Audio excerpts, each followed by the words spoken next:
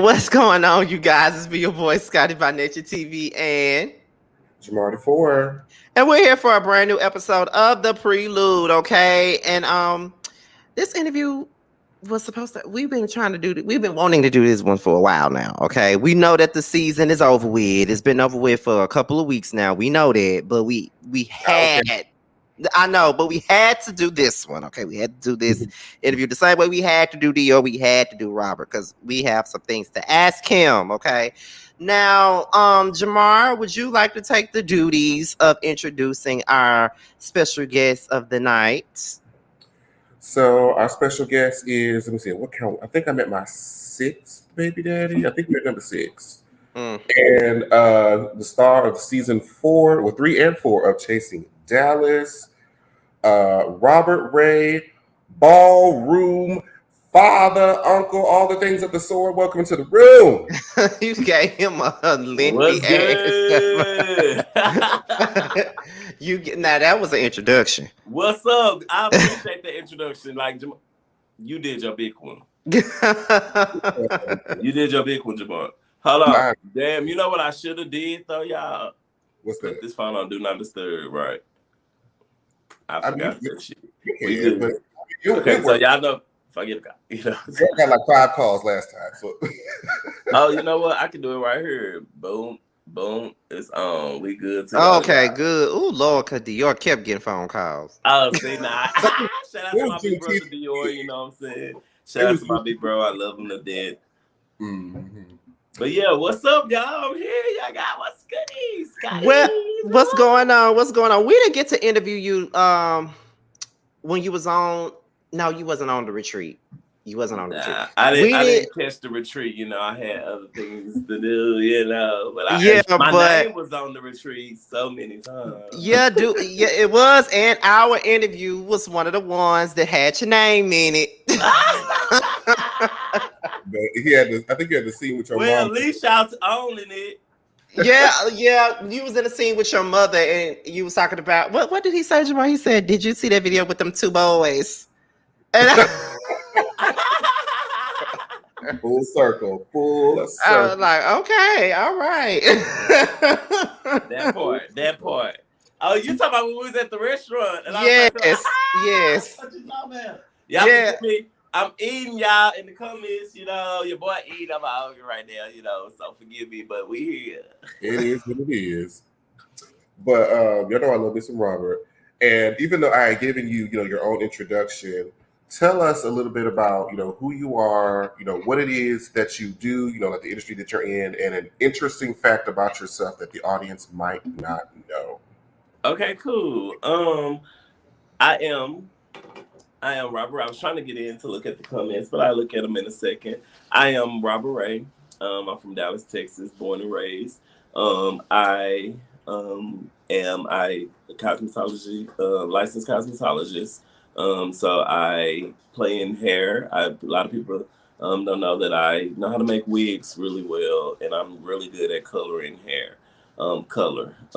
So I kind of steered away from that and started doing nails, because I wanted to be creative. I like the creativity and the color and the wildness of it. So then COVID came, and I didn't want to too much touch people. Like, not saying touch people, but there's a lot going on. So I wanted to steer away. So I started doing press on nails, which is what I do now. I'm kind of not saying tired of it, you know what I'm saying, but because I love doing it, but I've gotten so busy to where I just don't have time to put the legwork in to make them, So I'm working on a project right now to where I am going to be pretty much displaying other artists and things like that. So that's what I've been working on right now, which is why I haven't really did anything press on this. But other than that, I'm a family man. I love to laugh. I love to eat.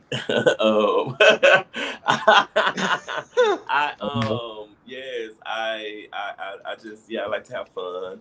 Of course, I've been on Chasing Dallas, like y'all said, season 3 and season 4. The star of Chasing Dallas, season 3 and season 4. First seat, season 4. Nah. I'm screaming. I'm But hollering. yeah, that's who I am, y'all. I'm currently in school.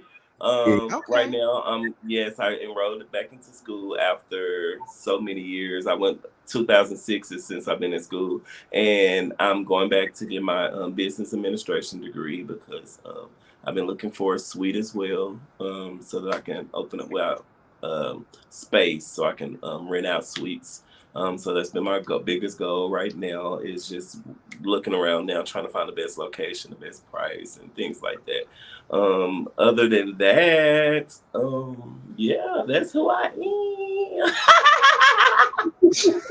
Well, congrats on going back to school. You know, that's always super important. And, you know, we support higher education. Amen.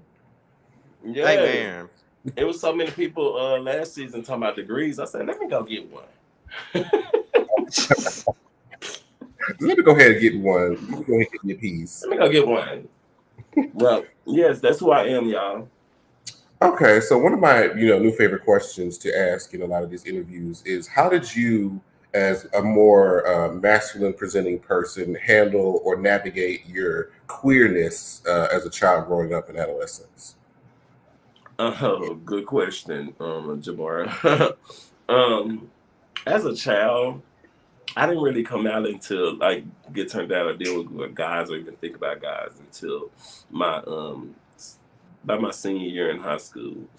I had got basically turned out, and it went from there. Now, first I was hiding it, but my ex girlfriend, I went to her telling her what happened because we were like best friends. You know, we were like then we told each other everything. So I thought I can keep it playing with her and tell her. And I went and told her. Man, she went back and told my baby mama, and they added me like this to everybody. So I got to a point where I was like, fuck it. And yeah, that's so I didn't have to navigate it as growing up. I Mm. had really navigated as being a young man, you know what I'm saying? Did you have any sort of like inklings or like when you were a child? You didn't have like any affliction to like the Barbies. You didn't have any affliction like the makeup or none of that stuff as a child. You kind of were more traditional. I was into a lot of the same stuff that the other boys were into. You know, you didn't have any of those Correct. kind of guys. Correct. You had it easy. Correct. You had it I easy. didn't have that. My situation growing up was more like the hood stuff, you know, the streets and things like that. And then just me and my father's relationship wasn't so well because I reminded him so much of my mom, you know what I'm saying? So, I mean, then there was drugs involved and shit like that. So, I had to really be a man at an early age because it was me and my little brother, you know. So, Mhm. that was my childhood. I grew up, I didn't really have a childhood, to be honest with you. Okay. And then I had my daughter at 16. So, it's like back to back, you know. I ain't really get a time to be a child, which is cool, but, you know, that was me. Okay. I think you turned out well. I appreciate you. You turned out well. Appreciate you for real. So you sort of came out, like you said, when you were about a senior in high school. How did you find your way into the cosmetology? Mm. Okay, so I was working at call centers and shit like that, going to jobs, and I was like, you know what? I'm tired of working for other people. I was actually talking to a friend of mine named Keisha. Shout out to Keisha, that's my babe, my event coordinator and all that. But I was talking to her. We was actually working at United Healthcare, and I was like, I'm tired of working, making money for them. You know what I'm saying, and shit like that. And she was like, she had her little thing. She was like, shit, if I can make them $100 a day, I can make myself $100 a day. And we just went into this little thought, like, damn, what can we do to make our own money and not have to, you know, give it to nobody else or make money for somebody else and get a portion of it. So I was thinking of what can I do? Am I good at? You know what I'm saying? But I was talking to Dreamer, which was one of my mentors. She's a licensed cosmetologist. She do hair and she's um, hair competitions and things like that. So the creativity in the hair competitions and the hair battles, I was like, oh, I think that'd be fun for me. You know what I'm saying? So I went in and enrolled into Ogle Arlington. Shout out to Ogle. I'm an Ogle alumni in 2018. But I went in and wrote to Ogle, and I learned everything from there. I never did her before that or nothing, and learned everything from scratch, and has been going with it ever since. I've always thought about it because, like, I know how to do the makeup, and I never knew anything about hair or Yeah. whatever. At the same time, I don't know the first thing about makeup either, and then you built the skill, and the bitch is sickening now. No, for real. That's the one thing, Jamar, that I didn't grasp it. You know, I had to do a little bit to get my cosmetology license, but I couldn't grasp it. Like, it's just something I couldn't. I don't know. It was too much. I mean, the nails and the hair, you still got like 90% of the market. You don't have clientele regardless. True. That's true. There's That is always very That true. is true. But I'm working on being more so of like the boss nail versus the like I feel like I put the work in enough, you know, to where now I can help other people that are trying to come up and things like that, you know, and still benefit from it as well, you know, which is why I wanted to open up a shop because well, it's a spa basically, and I want to have different lanes in there. You know, I want makeup artists. If you want to sell T-shirts, if you want to like whatever lane, you know, it's going to be like a one-stop shop basically. But that's what I've been working on, and then I know a lot of schools and that I'm connected with, and different artists and things like that. Just giving other people a platform. So that's where I feel like my stand is now versus actually. You know, I'm gonna do it still to have fun. I mean, and do it, but nah, I'm getting older. Okay, cool. How did you get into the podcast? Because I know you just launched a new show. Yes, I've been meaning to drop my podcast, and it was a lot. But you know how when you want something done, and then that critique your ass so much to where I don't want to put nothing out there that's like unfinished. And I did drop a couple of things trying to rush because I was trying to please everybody else, but I wasn't satisfied with it. So I spoke with a good friend. Well, I'll tell you, Markel, and he told me not to put anything out there that I'm not satisfied with, no matter how long it take. Which is why, you know, now I do have my first 2 episodes, pretty much my first episode and like a half of my second one done. I have all my titles for my whole first season or whatever. I got my editor now and all of that. So I'm gonna drop it. It's just things have happened personally to where my mind with school and all that job. This has been a journey for me. But I'm gonna drop it. But how I got into it is Keisha, who I was just telling you about. We was talking and she said, Robert, you talking some real shit. Like people really want to hear you and want to talk. All you do is talk to people, and you know you don't meet a stranger. People will love your personality. Have you thought about doing a podcast? I was like, no, people don't want to sit and watch me talk on the on the video. And she said, no, people would really want to. I would want to, and that says a lot, you know. And I was like, okay, I'm gonna try it. And when I did my first episode, and it was just me, that's why I said I'm gonna start going live and stuff like that on my YouTube and things like that. But when I did my first episode, everybody fucked with it. I was like, okay, they do want to. So I made me want to go bigger with it. You know what I'm saying? To get on a bigger platform with it. Because at first it was press on with Robert Ray, and I was incorporating my press on nails with me personally. You know what I'm saying? And the ideal of it was for me to be doing press on nails while I'm talking about, you know, different things and different situations. But I wanted to make it bigger because I know a lot of people. And I can educate people on both sides and both different platforms from the hood. As I can bring people from the streets up. I can bring people from the church. I can bring people from like reality shows. I can bring people from, you know, our world. You know what I'm saying? And it's just so many different aspects that I can educate people with. So that's where I'm going with it now. So I'm gonna have on guests and we're going to talk about different topics, personal topics and things like that. So I'm just excited. So, you know, it's going to be well worth it. But I just want to. Yeah, that's what got me into it. I talk a lot. Look, you can invite us onto the show whenever. I'm just saying. Yeah, well, you know, people been inviting us to their podcast. You in Atlanta though? Where you at, Scotty? I'm in Mississippi. Okay, would y'all come to Dallas? You know. I can make some arrangements. You know, I look out for you. You know what I'm saying, for the one time. You know, we'll talk about this. You know, because mine gonna be more like it would be more in person. Okay. Than Got it. now when I go live and in between like that on my YouTube, it'll be like this or whatever, you know. But that my episodes will be more in person, so we could laugh, drink, talk, you know, have fun like that. Period. I like all that. That sounds good to me. But yeah. Come to Dallas to see my babies. Okay, y'all asking some good questions. You know, and I haven't been to Dallas in over a year. Dallas shit, and I'm I mean, it's coming. I know you y'all gonna get to the shit now. Lord, We can't start it. We can't start it off with the chasing Dallas. I get it. I'm ready for it, but y'all milking me in. I'm fucking with we got to gradually get into the mess. We can't just open it up with the mess.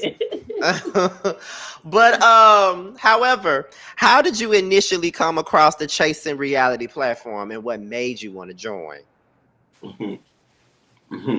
Okay.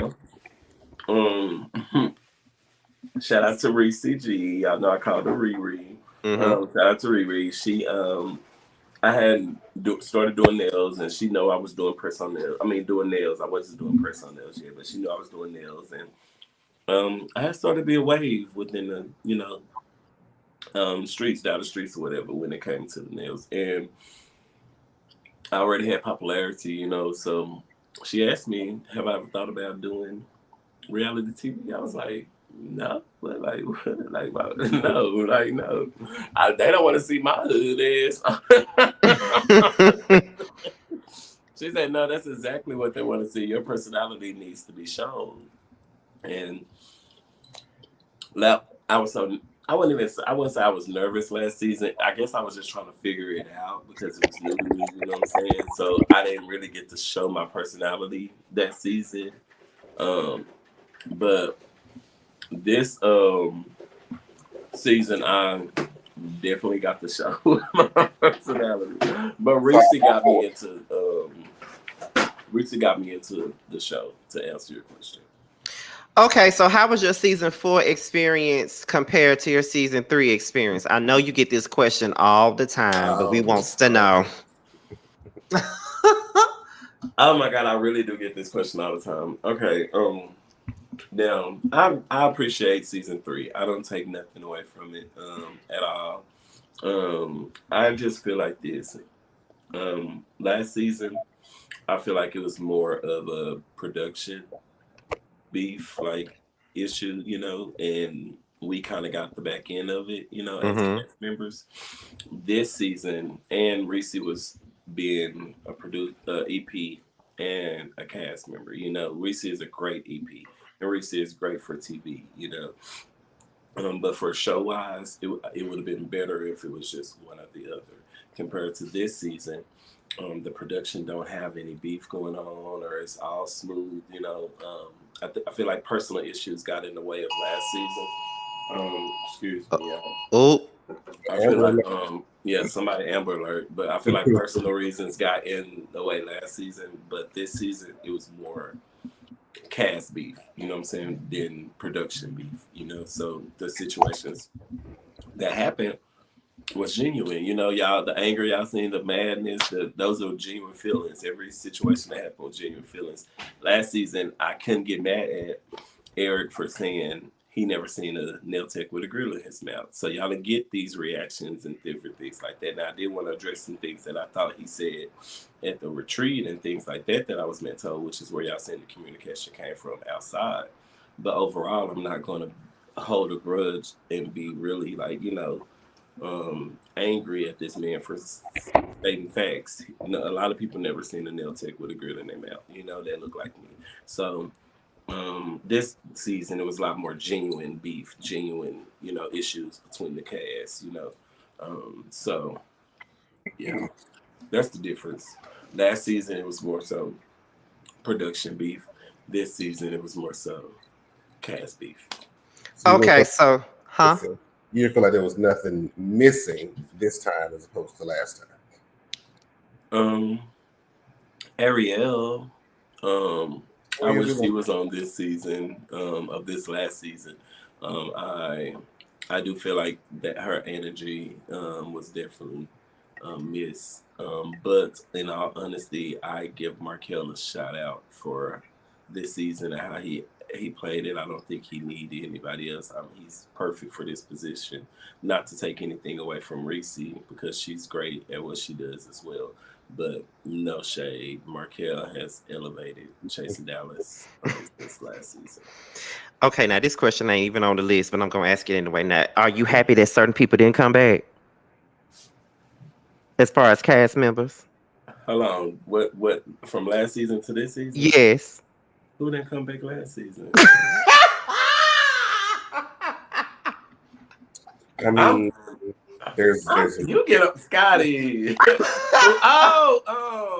there's Eric, Carrie D. There's Eric, there's Carrie D, there's George. Well, George Eric was there. Was a +1. He wasn't ever on the season.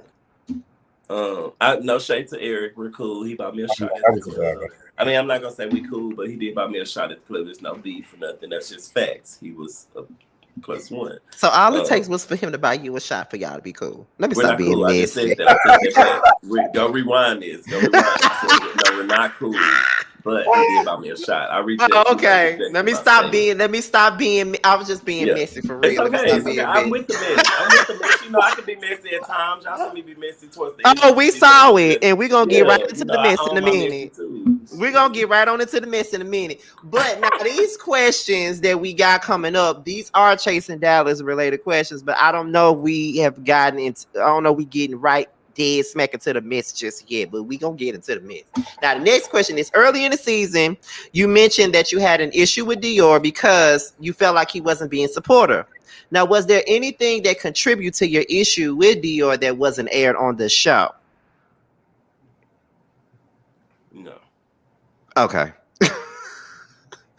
Can I ask what you eating? Because they look good. Raisin Canes, y'all. Y'all have Raisin Canes? Oh yes, I have. You gotta get the extra sauce. That sauce, extra toast. You know what I'm saying?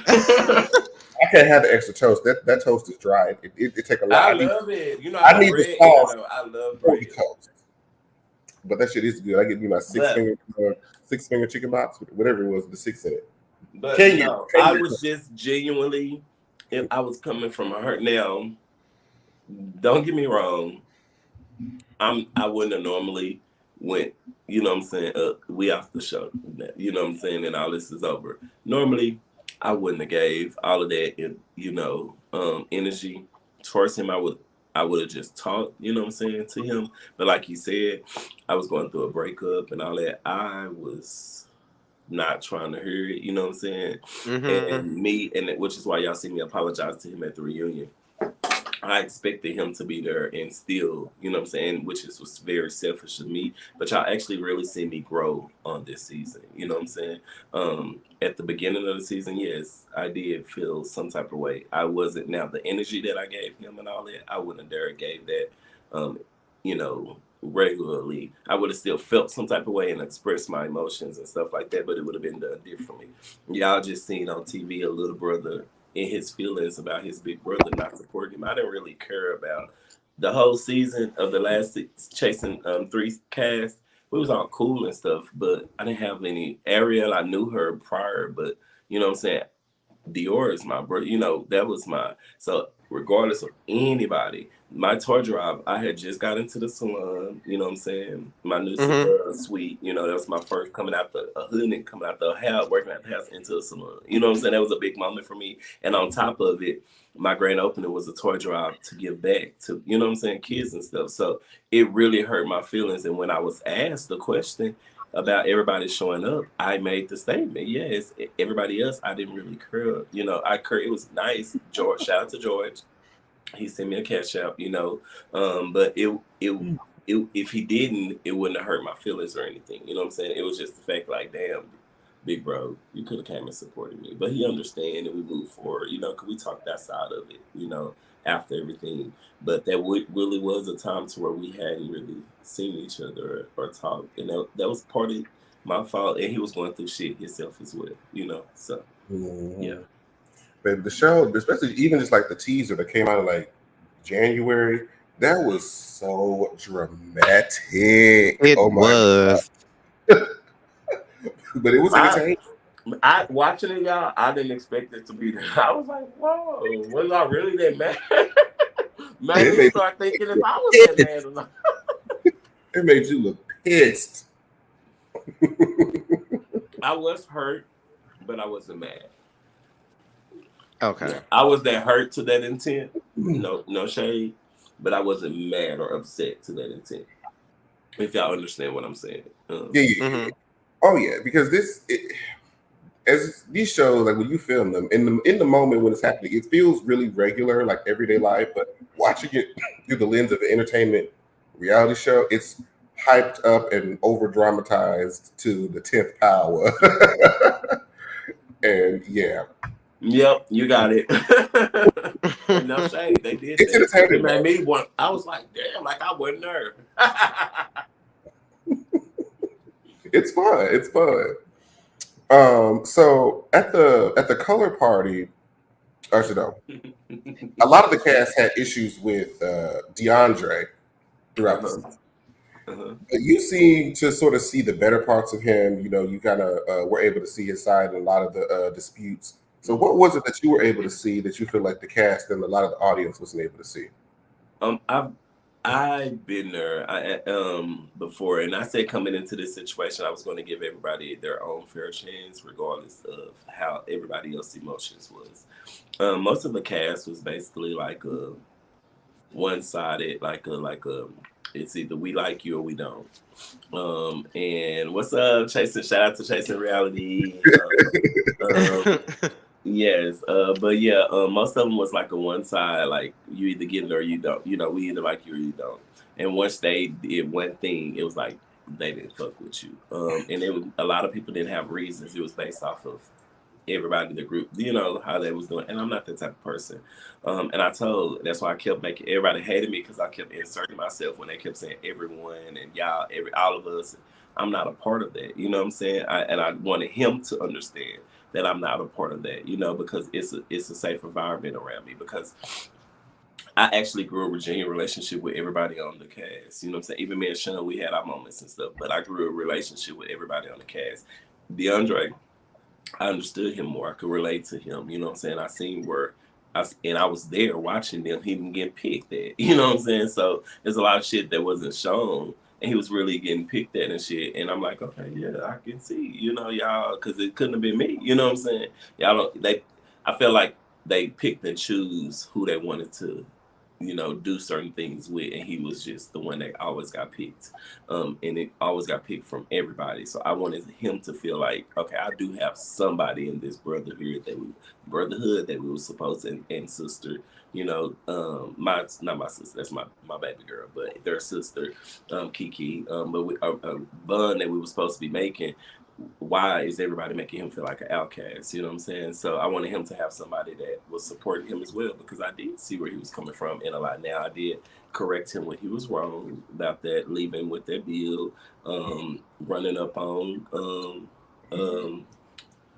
Kesey, you know what I'm saying? Because that's not Kesey vibes, that's not Kesey energy, which is why I apologize to Kesey, because I just wanted him to understand that my energy wasn't ever towards you. So your opinion and what you have to say to me was like, you prove that to everybody else, you know what I'm saying? Because they care about you. I don't care. I care about my brother part of this, you know what I'm saying? Mm-hmm. So that's where that energy came from. But I should have displayed it differently, you know, which is why I apologized to Kesey. And so I did get on DeAndre ass because that's not what Kesey gave. And if I would have got to the party a little bit earlier, I would have fought DeAndre and his friends. Me and my best friend would have fought DeAndre and his friends. And we said that he knew this. DeAndre, all of his friends, I told them this. If y'all look at this, is calm down. When they were sitting at the table, 3 of them were sitting downstairs. I walked over to them and told them, y'all look at this, is calm down. Because off the strength of him being with my best friend's ex, I wouldn't allow him. And that's what made me mad with the cast and stuff.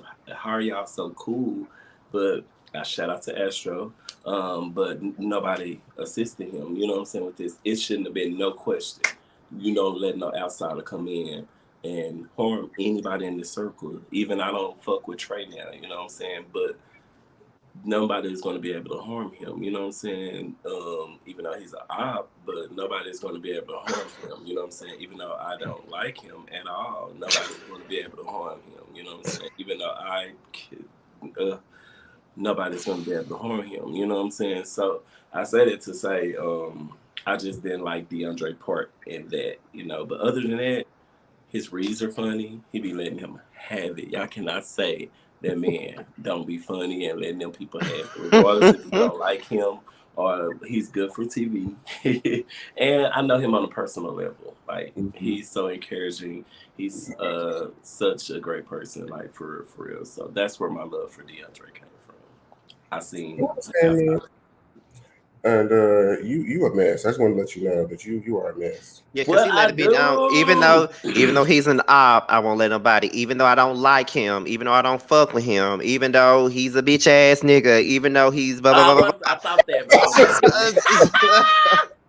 I'm like, I see what you're doing. That's why I kept putting my head down. I'm like, okay, so he gonna let it be known that he really don't fuck with that boy. Okay, we get it. And I also let it be known that I wouldn't let nobody touch him. So you did. Let me slide that on in. Even though he don't fuck with him and he a op and he don't like him, he ain't gonna let nobody fuck with him. That's what it is. But we'll get into that later on. That's a form of love. Yes, we'll get into that later on. You know, I got you. Oh, we definitely are. So from the beginning, since we done brought up Trey now, from the beginning, did you believe Trey when he mentioned that, you know, Dior and kissing was a thing? Like, did you believe that off front, or did you have like some doubt that was even true from the beginning?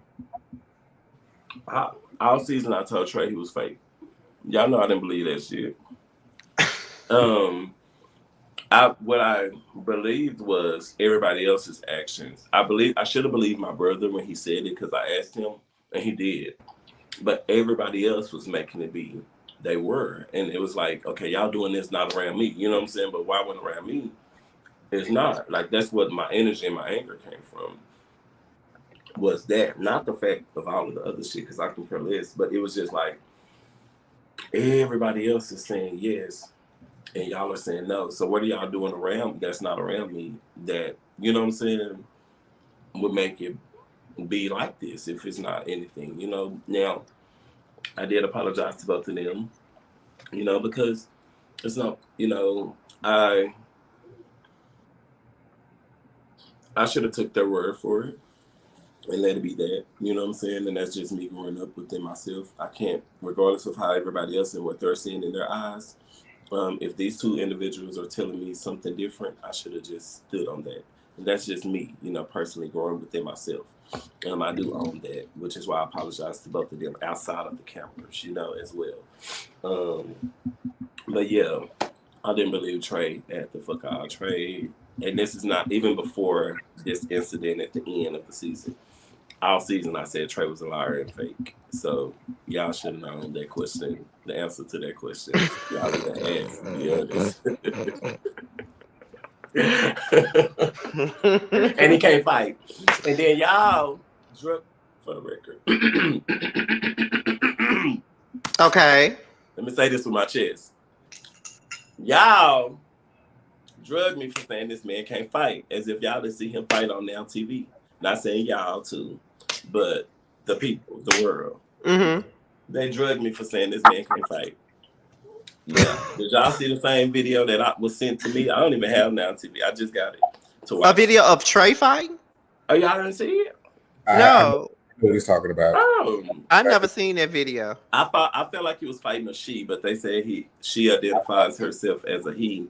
But but he was fighting. To me, it's a trend. You know, I would think I wouldn't fight. You know, it'll be different. You know, for me. But it's baby, and then it was like he allowed a whole group of girls to just jump on her. But however, I don't want to talk. But however, we'll talk about that later. When, you know, because I'm the aggressor. But God, I can't. I don't want to make this, you know, yeah. However, but that's fine.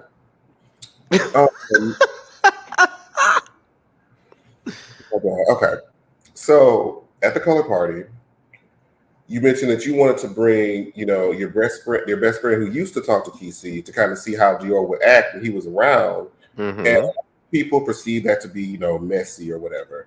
So what was the intention for your best friend to somewhat like confront Dior in that moment for pursuing like his past boyfriend? Like, explain the history of the three of y'all.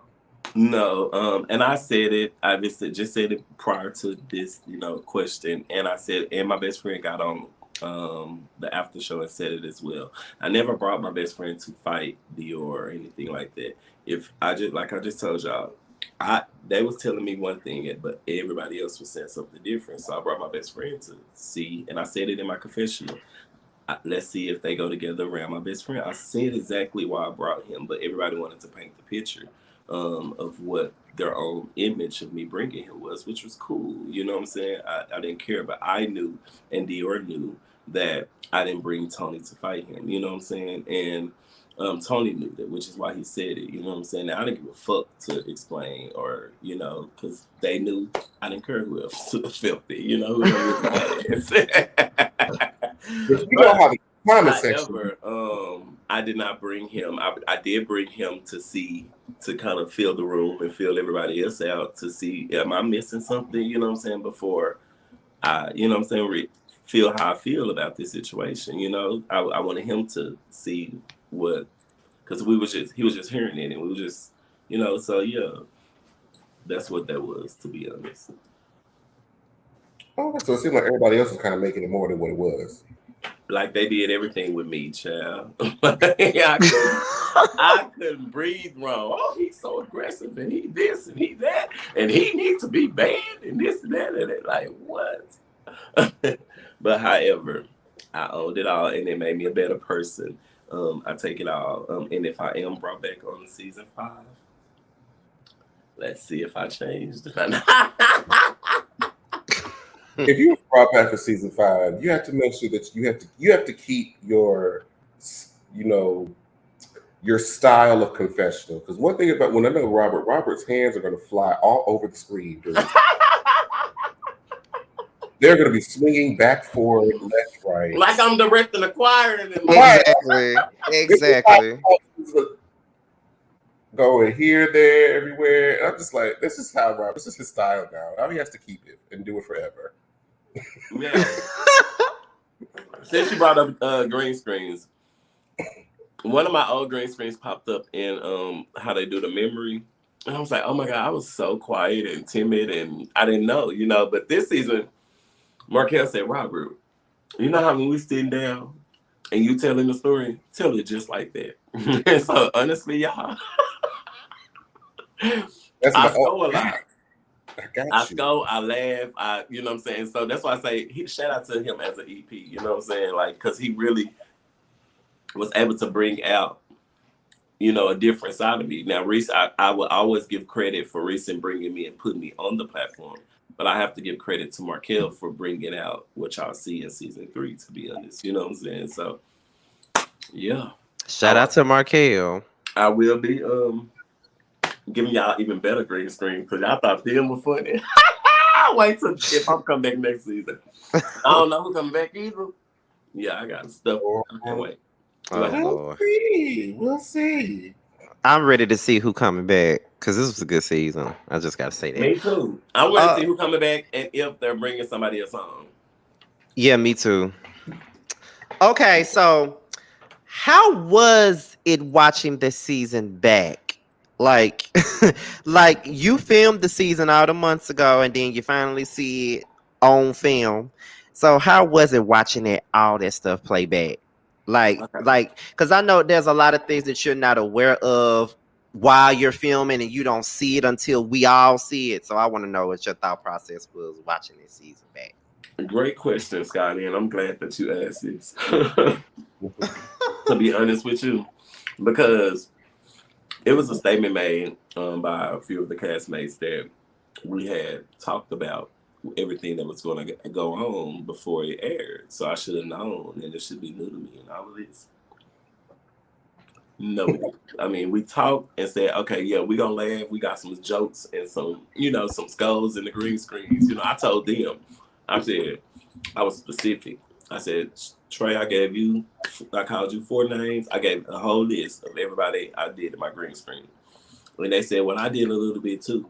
We was talking about green screens. You know what I'm saying? Mm-hmm. Actions on the show, we never discussed. So that was new to me. You know what I'm saying? So the energy in that y'all got was like, bitch, y'all really trying it. You know what I'm saying? Because y'all got one thing in person, but it'd be different than when I'm watching it on the show. So I was ready. I was actually just gonna come to the reunion and go down the line and just, but I didn't want y'all to say I was aggressive. So. Wow. But I didn't. I wanted to show a grown and mature me, which is what y'all got at the reunion. But I don't know if y'all gonna get to that later, you know. But yeah, I watching it. I was glad that y'all got to see more of my personality. Y'all got to see my people. What? Oh my God, y'all! Me crying on national TV was the big. I don't cry at all. Like I cry, but not in front of people. I cry in my closet. I'm the type of person to go in my closet and can cry and stuff like that. You know. And to see y'all, yeah, those was real. Like like heartbreaking, like tears. You know what I'm saying? So to be able for people to rewind it and rewind. But it was good though. I feel like those. That's what everybody say, but oh my God, I always tell people are ugly when they cry. And I count too. I don't like it. So let me ask you this. After you did it, how did you feel? I felt a release. I did. That was because I never spoke about it publicly. You know, people in my family knew and things like that, but nobody. I didn't want nobody to know. I felt embarrassed. I felt like, you know what I'm saying, like, why people gonna think? Why would you want to still pay child support? Why would you still do this? Why would you? Yeah. There was just so many thoughts that I felt. You know what I'm saying, and I never displayed it. My family didn't know. It was people in my family kind of like, call it what? You know, like, so it was like a moment. Like, y'all got Markel and them brought out a moment. And if y'all, I was not expecting the question at all. You know what I'm saying? Now, what really brought it up was shout out to Oliver. You know what I'm saying? He got a shout to inmates with Oliver. You know, go show him some love, y'all. But it was him and his episode in regards to us sharing one thing that nobody knew, you know. And at that moment, I was really going through that right then, you know. So just to be able to be vulnerable and actually speak about it first, that was the first time that was the actual first time that I said it, you know.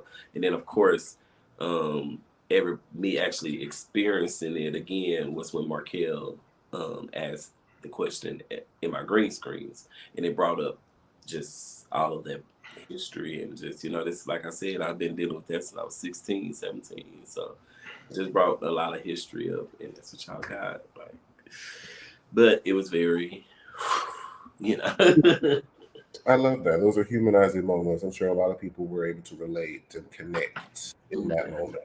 Yeah, I got a lot of inboxes saying that people really appreciated me for opening up and saying that it got people to allow people to see that I am human and I do have emotions and stuff like that. So what I thought was going to be a read, it ended up really turning into a positive moment for me. Yeah, thugs cry too. I know, Scotty, I'm learning. I am learning. Okay. So when you was meeting the new cast members for the first time at your September to Remember party, who stood out to you the most in the group out of the new people? Okay. New people. Who was the new people? No, I'm playing. See, there you go. I cannot. Let me play. Let me stop playing, y'all. Okay. Let me see. Honestly, Sean, he brought a gift. Okay. Well, that would make you stand out. Honestly. I mean, he did bring a gift. He brought a gift. But who, if y'all want to know just who stood out the most, was, I mean, I love Sean. I had to give him a shout out because he did bring a gift. But realistically, to answer your question, Oliver, he caught me off guard. Yeah. I never had been around him. I never had knew his energy. I didn't watch the other seasons and all that. So that was my first time ever. Like, I was lost. Like I didn't know what he gave. So it was a complete shock to me. So he definitely stood out the most. I Oliver. forgot that. And but you said new cash, so that's why I Yeah. said Sean. But persons in general was Oliver. I figured Oliver was gonna come up somewhere in this conversation. I I have love forgot. I love Oliver. But at that party, he did stand out the most to me. I wasn't expecting his energy and he came with good energy, but I guess I wish he would have stood on this side. I probably would have been good because it would have been whoever was standing right here. But I don't know. It was just I looked this way and he was right there. But it would have been whoever was standing right here that was in that position. I would have said it to. It had nothing to do with Oliver. But yeah, that was it. Show. It looked good on the show. Right. Okay. So since there was all these storylines about the cast love lives, like Dior, Kesey, and Tedley. Do you, however, have anybody special in your life currently? Yes, I do. I made a post today for the first time, really letting it. I done said it on other interviews, but I made a post today. He bought me a puppy. Oh, she is so adorable. Ah. Yes, Ava, but I love her. But yes, I am with someone right now. I do have a lover. Like, At least he got somebody, and they bought him a damn puppy. I could barely get a nigga to buy me a Coca-Cola, let alone a puppy.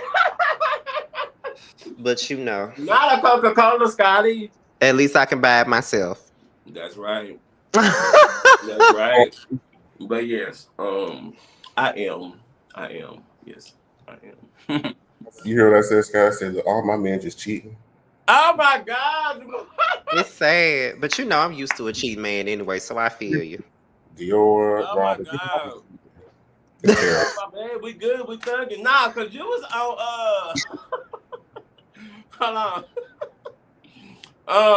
Lon D. You were trying to get into it with my sister Nicole over Lon D. Are you bringing up old shit? Like, Exactly. Mhm. Exactly. You were trying to get into it with my sister Nicole. That's baby. Lon D. I remember. Look at you getting called out. Mm-hmm. That's baby dad number 4. Talk about baby dad number 6. That's you. You on some old shit. Them too many baby daddies, Jamar. Yeah, and then when I watched you and my brother them Dior, that was your man too. Mm-hmm. That was number 5. That's Right. still that's 2 weeks ago. So I can't be number 6, because then I'll be contradicting what I was mad at my brother about. Listen, you gotta share. That's all. That's all I'm saying. That's child. Go on with the next question, cause I can't with you. Y'all know I got talking my bullshit. Y'all know I got talking my bullshit. Mm-mm. So a large part of this season was centered around, like the concept of family. For those that are unfamiliar with the dynamic of what a gay family is, especially as it relates to Ballroom, can you explain kind of what it means to be a part of a house and, the difference between the mainstream and the Kiki scene? Okay, good question. Because I seen somebody say that me and Dior was brothers through Ballroom. We're not brothers through Ballroom. I said, you're in the Ballroom. Not at all. Dior has been my big brother, my gay brother. We have their families are placed in your life when, like, to help you, to guide you, to be there for you. You know what I'm saying? In this gay life and in real life as well, because a lot of people, biological parents and family, push them away. At that time, I was going through a lot with my family, and I was coming out. I was new to the scene. I got, outed and all of that, so I was new to the scene, and the gay family that he was with, shout out to Colin, the Collins, my mother, and sister Collins, and my dad, Tony Collins. They're both deceased now, our parents. Those was our parents. And that's how Dior became my brother. It had nothing to do with Ballroom or anything. And he just took me under his wing. He was new here from Oklahoma. I was new on the scene. And we built the relationship, you know what I'm saying? And that was my big brother. That was my twin, actually. We did everything together. And yeah. Now the relationships with Ballroom are similar to gay families, but they're just house. It's like a house versus a gay family. You have your house, and it's like your family. It's your family. So it's the same situation to where you're guiding them and things like that, but it's more specific to Ballroom and real life. But Ballroom is included versus gay family is the gay scene and real life. So yeah, but Dior is my brother through life. You know what I'm saying? They had nothing to do with Ballroom. Okay, period. We love that. I just like to hear people talk about because I know even Scotty doesn't know much about Ballroom. So we've had you here, we've had Kiki here to kind of give a little bit of light of how the ballroom scene works. But it's really hard to talk about. You have to see it. You have to see it. It's an experience. Wow, it's a good Now, time.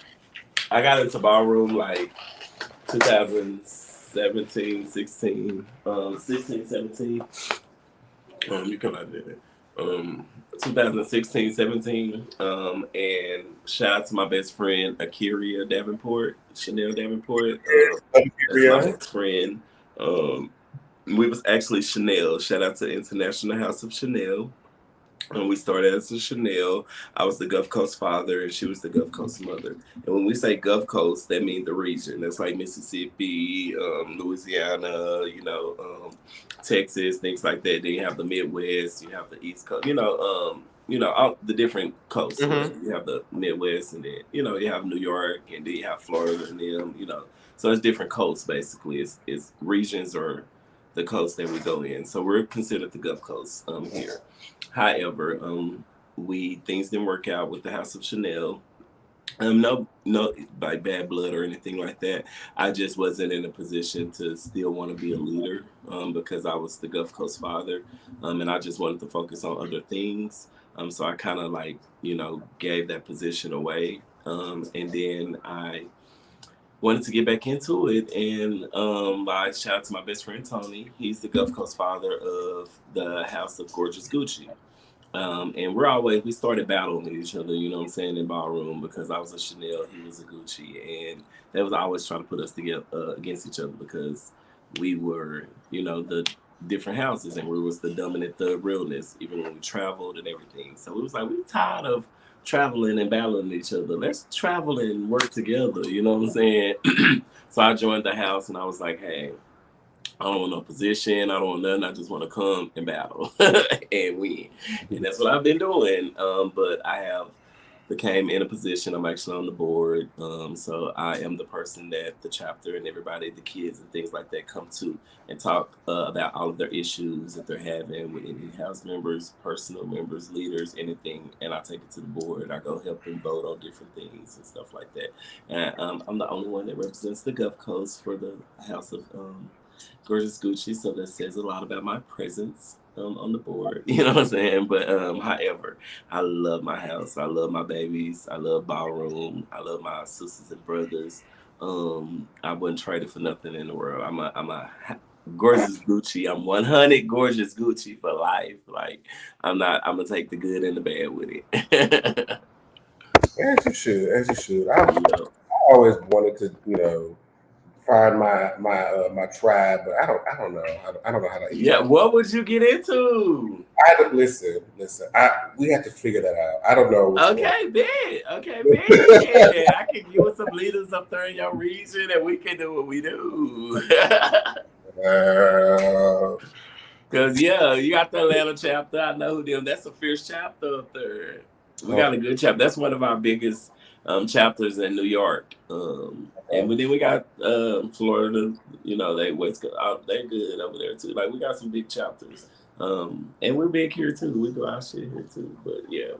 Good to know. We'll revisit that. We'll revisit that conversation. All right, Ben. Let me know. I'll tell you the details. So I'm about to veer off and get just a little bit messy. Just a little bit. Let's go. I've been waiting on you. See, I got my cigarette over here lit. So Just real quick on this cash trip, because the cash trip was fun. That was, I think, the first time that I got to meet you in person. Robert is funny. Thank Robert, you. Can you tell the people that again for me? I'm what? Robert is funny. In real life, am I aggressive? In real life, no, not towards me anyway. I can say that. Robert, Now, did you see me be aggressive? And you were not aggressive. You were messy, but you were not aggressive. Now that's different. I never had that. I own that. Oh my God. I own that.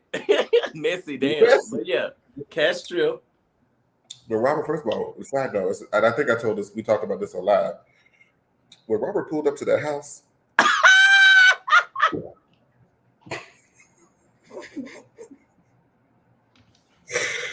bitch, and opened that car door, smoke. Whoosh. How did I know you was finna say that? It was like, well, goddamn. Yeah, okay. Thank you. Let's get into it.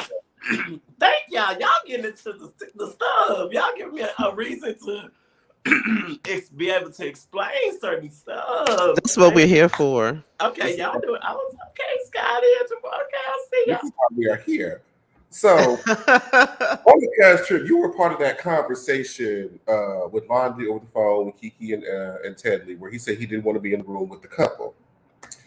And when we got back to the rest of the group, Tedley didn't really want to share it with the group because he, felt like it wasn't really, pertinent to the conversation. But you decided, no, we're gonna bring this shit up. And, it calls us up the things that Londi said and the issues that we had with Kiki and Dior and going back and forth. Do you feel like you were being messy in that moment, Stir Pot? Now, thank you for asking that question. I like y'all questions, for the record. Y'all do y'all big one. Now, thank you for asking y'all questions. I gotta get into the comments. But yeah, thank you for asking y'all questions. Okay. Bit messy as fuck. But I'm glad you said it. Let's get back to it since you kind of spoke about two things in one. So I'm gonna tell you how both of those things tie in together, okay? Cash trip. Okay, so when you say I pulled up, you seen my car, you say I pulled up, you seen the bottle was empty and out, you know. And I'm not you was there. I have Absolutely. Oh, so okay. My bad. So I pulled up. I didn't want to go to the cash trip because I was going through a lot, y'all, personally and all of that. That I really didn't want to go on the cash trip. If you notice, I didn't even stay at the Airbnb. Now, even though it was giving real Adams family, and all that, I wouldn't have wanted to stay there anyway. If I had pulled up and it was there, and originally I was supposed to stay there, I was like, exit stage left. I wouldn't even brought my bags in. I don't need none of these spirits exiting with me. Like, what the fuck? But I didn't want to be there anyway, to be honest. I got tired and drained, and it was just like I was really trying to change, y'all. Y'all, when I said earlier, y'all was seeing me change in that season, I was really trying to change within myself. And I was going through a lot of personal things that just wasn't it, and they happened to be happening right at the time of filming and things. And so I didn't want to be there, but Markel was like, and Markel, Kiki, and to be honest with you, Jeff. They was like, come down, come on, you know what I'm saying? You you gotta finish the season out, you know what I'm saying? And then my mother, shout out to me, I seen my mom on first season. And this season too, but she said that if you go, I raised you to finish everything you started. So I said, let me go down here and finish. But since they want to be messy and they want to do all this all season, let's go play this game with them. So honestly, Houston was really just me playing the game that they've been playing all season. And I played it with. I said I was gonna do it. I told them, if you notice, to come to the next topic you spoke about, Lundy's situation. I told Lundy I was gonna go in there and tell them, on the phone. I said, now I'm gonna go in here and say what you just said out of this. So I told I don't, people are so mad at me for things that I did. I own everything. I told him when I was gonna do it. That's why I said it with Telly, because if you're gonna tell the story, I'd rather you not say nothing at all that was said on the phone with Lundy. If you're not, and I told him this personally. When I told him the people are gonna see you be fake, like you know what I'm saying, like you, because there's a lot of stuff that wasn't. It was other stuff said, you know what I'm saying, that wasn't shown, you know what I'm saying, that was like, Tilly, if you're gonna say all of that, go ahead and say this, you know what I'm saying? So that's where my energy came from. Like, if you're gonna say it, nigga, say it, you know. He was beating around the bush trying to not, he was trying to say it but not say it, if you know what I mean, you know what I'm saying. But I was just like, nigga, say it, you know. And that's where that came from. It wasn't, but I told, for the record, I told Lundy I was gonna go in there and see it. You know what I'm saying? So how was I was being messy, but I was owning my mess. And that house was haunted, no shade. Huh? I said that house was haunted, no shade. That house was haunted as fuck. That's why they was all in there doing all that crazy shit. Exactly. Tell me they wasn't doing crazy shit. Are we gonna get to the point where they went to church in the little section? Oh yeah. Okay.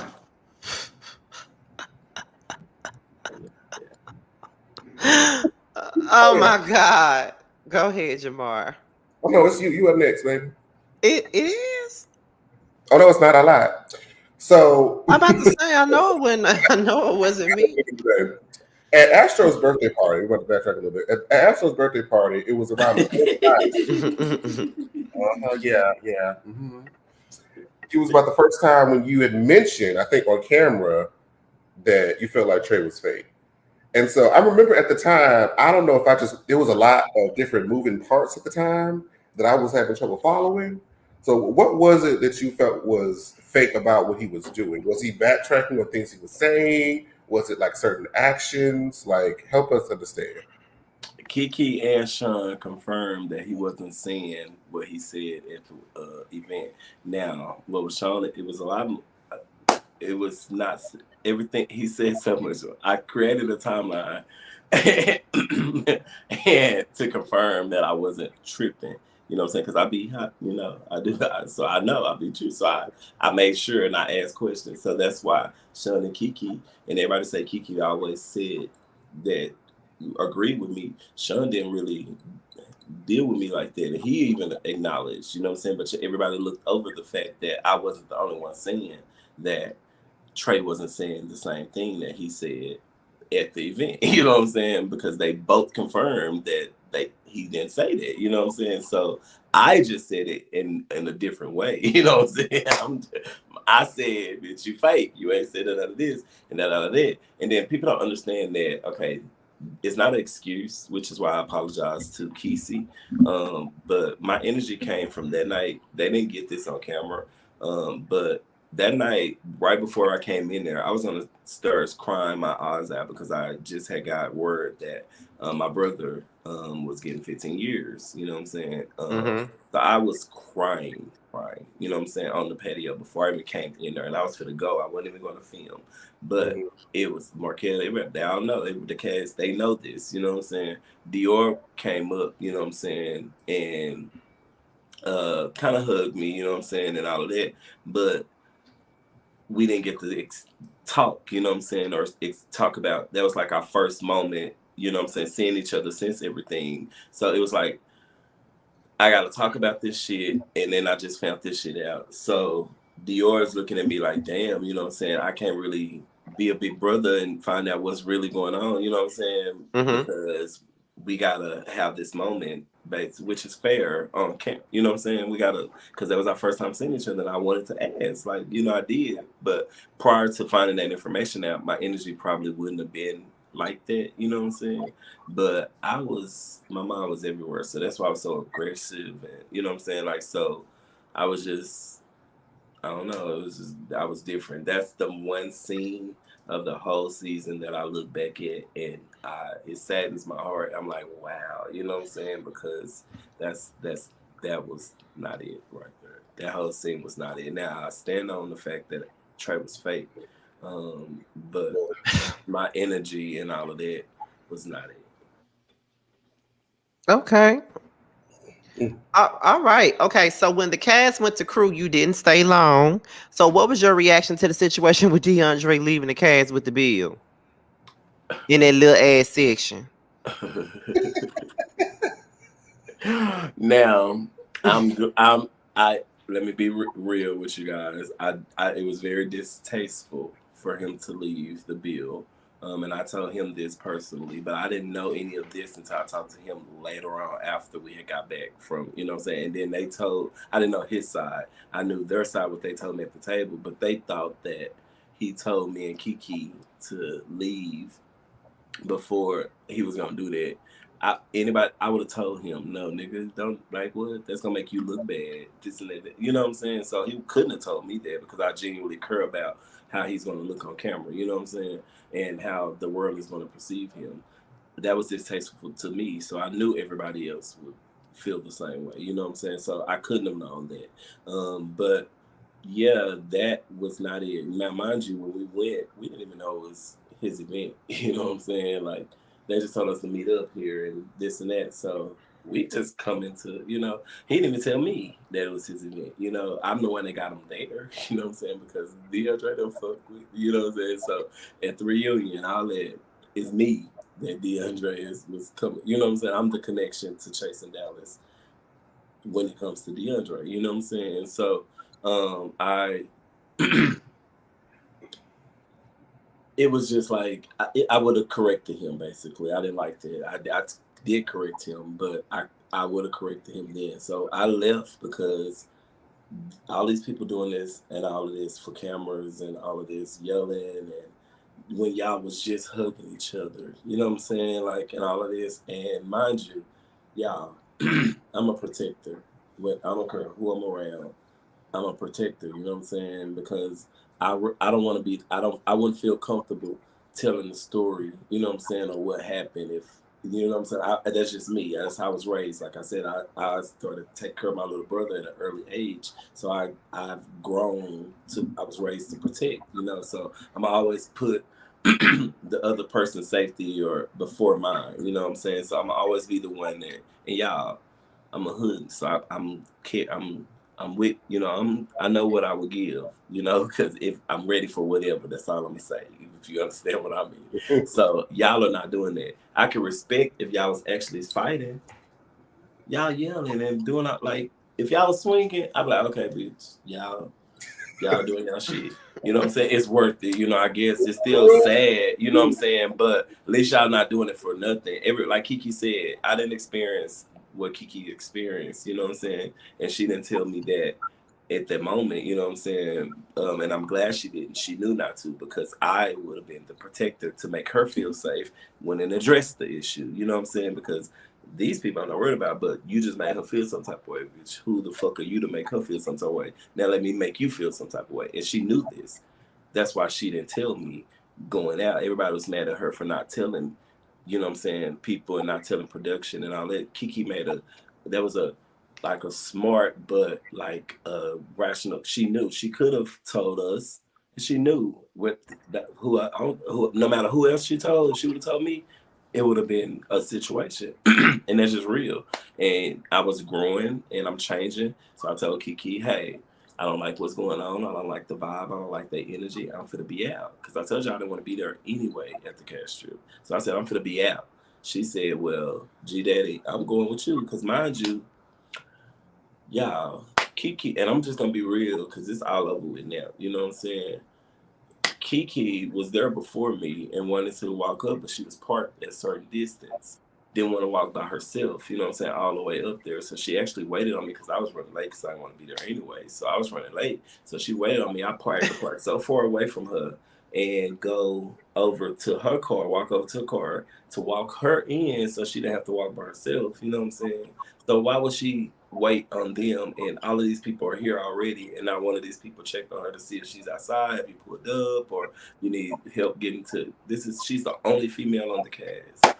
she should be treated like a queen out with all of us on this cast. And that's just me personally how I feel. So yeah, she waited until I got there and I walked over to the car. You know what I'm saying?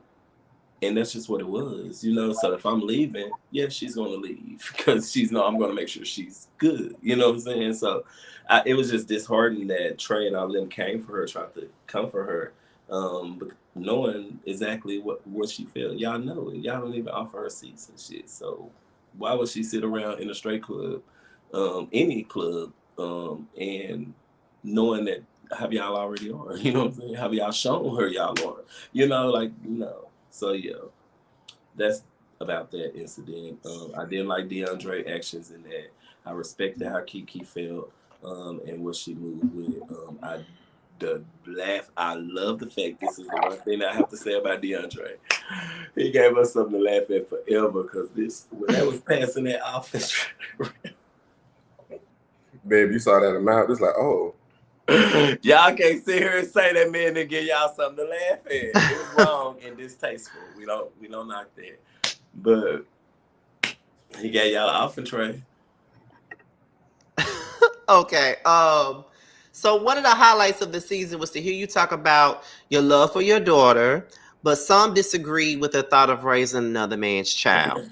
So tell us, why was it important for you to stay in her life, even though you learned the news that she wasn't biologically yours? To be honest with you, I when I learned that she wasn't biologically mine, she was 9 years old, and I was going to court to try to get custody for her. You know what I'm saying? So I ended up getting a DNA test and found out she wasn't biologically mine. So at this time, I started raising my daughter when I was 16, 17 years old. Why would I take that a moment away from her? You know what I'm saying? And I'm a man, like before anything, so it's like I made a decision to stay in her life, and I stand on that decision. And to this day, I deal with that, I deal with, because I'm human, you know what I'm saying? Something we're getting better, you know what I'm saying? But as parents and kids do, we have our issues, you know what I'm saying? But we're working through them and things like that. But it's moments that I think about, damn, you know what I'm saying? Like, do you really know you know what I'm saying? Really, like, nigga, like, what? I wouldn't even say half the man. Majority of men wouldn't have dared make the decision I made, So I'm proud of myself for it, I feel like I get my good with the universe and with the peace and with my life. I feel like God blesses me for my decision. Now, when people was saying hurtful things and all that type of shit and trying to say that I was crazy, that's what took me so long to come out. You know what I'm saying? Because I felt like that at moments. I felt like that. You know what I'm saying? I thought that. But it just showed me that that's just who they are. Humanity we're losing it every day. You know what I'm saying? Yes. And I can't expect people to understand me in no type of way, because I'm sure there's many things that I don't understand, but I'm not gonna judge it, or say that it's wrong or say that, they're dumb or anything like that. Those are just choices that they made. That's just that. Well, I would say that I don't have an issue with what you're doing, because there's a lot of, fathers who know that the kid is theirs and still don't be in their life. So it is an amazing thing to see somebody who finds out that the child doesn't belong to them biologically, but still decides to be there. You don't really see that a lot, because a lot of the times when they get the test back and they say you're not the father, and it's like, okay, bitch, we done. Right. I ain't got to deal with you no more. We done.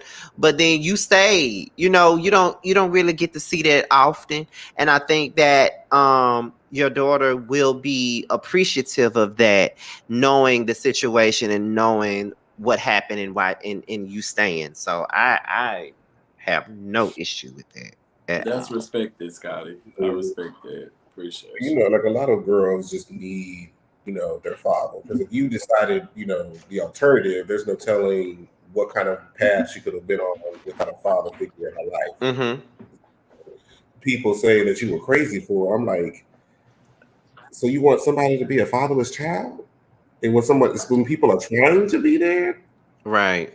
Yep. weird. Yep. Weird. Because Yep. a lot of us knew who our daddies was, and we were still fatherless. Yeah, that's a statement right there. So, you In the know, house. in That's a statement. I mean, because my brother grew up in a house with his father, and that was my stepfather, and he still wasn't a father to him. I was more of a father to my brother than his own father was, and still is. So, I mean, I'm the one he tells Happy Father's Day, not his damn daddy. So, you know, but you know, I it. mean, Not Markel coming in here telling me some love you, Robert. Okay, going to bed. I How the love fuck you you gonna come up too. in See, here and that's say what I that? need. I can't get into the comment. Let me pull it up. I've been trying to pay attention to y'all because y'all asking some good questions. Yes, Markel, go to bed. I'll call you tomorrow. That shows Robert is a real man and more so a phenomenal father. Shout out to Oh, thank Katiana. you. See, I wish I could see. Yes, thank you. This one, okay. She's still your daughter and always will be. Absolutely, like no cap, no cap. I probably wouldn't stop either. That's a tough place to be in. Shout out to you for making that decision. I appreciate that love, man. For real. At least you're better than these deadbeat fathers. That's my whole point. Yeah, that's what Scotty said too. Yeah. That's my whole Thank y'all. Thank you. I appreciate that love, like for real. And I I knew that I would get the good with the bad with this. You know what I'm saying? And it's just that I didn't expect the bad to come with my daughter's situation. I was not expecting it, but I took it with it. I was like, you gonna get that. You're going to get that because it doesn't matter what it is. It could be the most traumatic situation, and you decide to talk about it, and people will take it and dissect it and make it something negative. Like I'm a person that speaks about depression because I deal with it, and sometimes people will take that and make it a big to do and make it a negative thing. And then sometimes you'll probably feel like I have had my moments where I've regretted ever speaking about it, but at the same time, I should never regret speaking about it because there's somebody else that deals with the same thing. Yeah. So, I agree. You got to take the bitter with the sweet. That's real. So, oh God, this Jamar. Oh my God. Jamar, if Jamar and I were to walk in a ball, because I know I would never walk in one, so I know this is the question. What categories do you think we would get our 10s in? Why did you put this in here? I see. I would have to do my research and see what y'all are. Okay, I'm gonna ask y'all to give a question, and this is how we get my answer. I'm gonna ask you to give me 2 things that you will be good at, just personal, not has nothing to do about what the 2 things that you like to do, and then I can give you an answer. Whoever want to go first. Singing and makeup. Singing and makeup.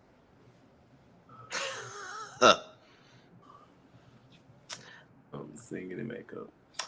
They go together, but those are 2 Ballroom. There's no categories based around singing and makeup. See, and that's why I'm not even gonna answer the question because ain't shit I like to do gonna be centered around it. Yeah, I mean that's just me being honest. Okay, do y'all even know the categories? I would want to do catwalk. I don't know. Oh, so you know about you do runway. I mean, you like to walk and model. So if you would have said model, I would have said something. Okay. That's what I would have said. I didn't know where you were going to take it. I didn't know what you were going to do with those 2 things. So I said, let me just give him 2 things. But he's like, okay, I see. Yeah, that's where I was going. See, if you say if you would have said model, I would have went to runway. If you would have said, you know what I'm saying, you like to dress up and walk around, and I would have said dress realness, you know what I'm saying, and think different things like that. Then you have you said singing. I was going to say commentator versus commentator because you can learn that because you have mic presence, you know what I'm saying. But you would have to have a different energy, and you also should be able to catch a beat. If you sing, you should be able to stay on the beat, and that's what commentator versus commentator would be about. So that's the category that I would have gave off the 2 answers that you gave, and that's why.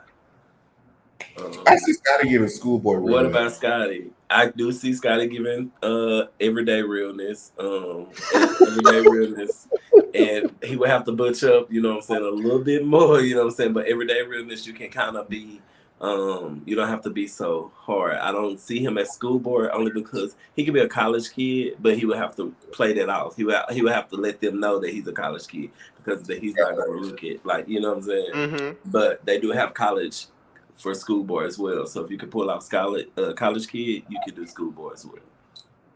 Oh God. But everyday realness, but you know, I say everyday realness only because you can just be really, you can wear your ripped jeans, you just gotta look like you're got a girlfriend. You can be having girlfriend and have kids and stuff. That's how I look anyway. Exactly. So that's why I say everyday realness. That'll be your category, to be honest with you. Go ahead, Jamar. Now you got a girlfriend, girl. All right.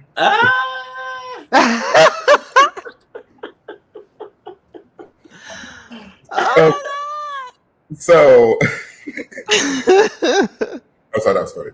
So we all know that you know, Trey Howard is Dior's child. Do you have any gay children of your own? Oh my, yes, good question. Okay, and after I answer this question, can y'all give me like 30 seconds? I mean, a minute to read the categories and catch up. I mean, not the categories. Y'all got me talking ballroom. Categories, y'all. No, read the comments. Now that I can see them, I just kind of want to, I love replying to people. So, but to answer your damn, I'm high now. What was your question? Do you have any gay kids of your own? Yes, I do. I do, y'all. I have a lot. Yeah, I have a lot. I have a lot. And I'm gonna say a lot. It's like I have like I say about 14 or 15. But I can name them all. I could. Yep. I do. I talk to each one of them. I have a personal relationship with each and every last one. But this has been since my daughter's been born. You know, I've been out since she was 1 year old. So it's about 17 years of history. You know what I'm saying? So yeah, I have about 15, and yeah, about 15. My Lord, that's a lot of cheering. Yeah, definitely. So on the reunion after show, yo, yeah, we getting to the mess now. We saw that you and Trey had a heated exchange. Very heated. On the live, said an even exchange. It wasn't heated. Oh, heated. Heated exchange. I would say no, it wasn't even at all. But yes, I mean, I wasn't heated. Okay, yes, I was. And lightning strike you where you stand. Oh my goodness. Since y'all have had, the history that you've had, are there any plans of reconciliation and rebuild the relationship with Trey Howard? Can we take that 2 minutes? Yes, you can, because I need to go change my thermostat. BRB? Yeah. Patches asking why. I talk with my hands. Be quiet. Patches get on my nerves. Saying thank you, CC. How you making food? Oh, that food was so good, y'all. Not a +1. Yes, a +1, CC. CC, yes. CC came for the mess. Okay, we getting into the mess now, CC. We're definitely getting into it, child. Yes. Michelle, messy or petty? Messy. Everything I've done right now has been messy. I mean, that I have said, the different messy, child. Messy. Oh, we know it. Okay, I was answering Michelle Keller question. Robert making me want to do this. Hey, come Patches. When you come to Dallas, we getting you some Raising Cane's. Cane's is slapping. No shade. It does. That shit is slapping. Jeremy, the apology, to be honest, was very hard feeling. I do understand why you feel the way you feel, because you don't really know. Um, yeah, but I mean, I respect your opinion. It's your opinion. But yeah. Oh yeah. Oh yeah, Patches, we giving on this screen. We giving good melon. You know what I'm saying? Milliana. I totally know where Robert coming from. Thank you, Michelle. I got it. Hey, Raven. Thank you, Mr. Pearson. I don't like DeAndre. I wish we could see the better side of him. I really wish y'all could see the better side of DeAndre as well. Raven. I just maybe next season if he come back, y'all will. Let's see. Okay. He got whooped. Oh my God, Patches. You've been showing out in these comments, Patches. I see you. I did say that, Raven. Okay, I thought so. Yeah. New York. Okay, y'all. Thank y'all. Okay, that was all good. Okay, y'all. So I'm caught up with the interviews. I mean, the questions. These are some really good questions. Yes, Chef Dun. They are asking really good questions.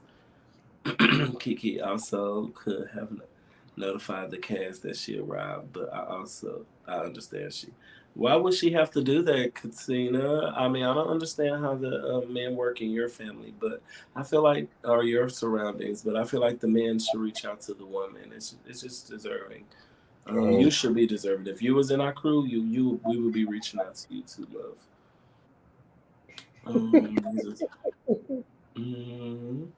Hey, Low-Key Vibes. This was a beautiful story. Thank you, Katina. All right, y'all. We're ready. Let's roll. Y'all next, we getting into the mess. So that was the last half of the, I mean, the first half. This second half. Okay, y'all ready for the second half? Go ahead, ask the question again. Man, this is the bulk of it, just to see because what y'all was going back and forth. There was a lot of accusations and A things lot. back and forth. It wasn't accusation. That word you use. It wasn't. What I stated was facts. Like very much so facts.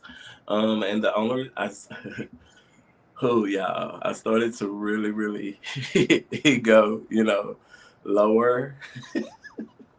See, we get To be honest, y'all only got what we was going to deliver. I had my receipts and all that, but the situation didn't get brought up at the reunion. You know what I'm saying? And meaning at the reunion, y'all, it was really the truth. If Jamar, you was there, how fast did Trey leave, love? I didn't get to go to the reunion. Oh, you wasn't there at the reunion? No, he was just in Houston. It was really being He was in Texas. I was in Houston for the cash trip, but not the reunion. Oh, okay. Well, he got out there expeditiously. like quick, fast, and in a hurry. And allegedly, that's the word, right? He was going back to do some work. But no, the case was the boy was looking for him. And me and Kiki, the two people that he tried to have the energy with the most, told the boy, no, we're not going to tell you where our location is and this and that. And because he wanted to get this boy, because Trey moved to LA and did all this. And y'all know I'm connected in so many ways. It's people in LA that's telling me he moving down there wrong. And I'm like, I genuinely have grew a love. I can't be fake and not acknowledge that I genuinely had love for this little nigga, you know what I'm saying? Because of my brother Dior. That's just real shit. You know what I'm saying? And I'm like, bro, you is moving so wrong, you know what I'm saying? Like just in all type of ways. And I never took the time to really get to know Trey. Maybe this is how he's always been, and I just didn't see it. You know what I'm saying? Because I didn't take the time to get to know him. I just knew of him through my brother Dior. You know what I'm saying? And I respected him off of GP. You know what I'm saying? Just principle. But child, let Oh my God. terrible. I just want you to Child, poor baby. For the record, he can't fight. And he a scammer. what's the I last thing you stand by said? He a that. scammer. I stand by that. And yeah. Well, let me say this. Allegedly, Oh he's a God. scammer. All right. But That's not nice. child, that's what the streets saying. He a scammer, child. And the person he scammed is the person that's telling me. So I don't know. And everybody was saying that it was talking about he didn't pay for a haircut. Why would I bring up the fact that he scammed somebody out of a haircut? No. He scammed somebody out of money. Lots of money.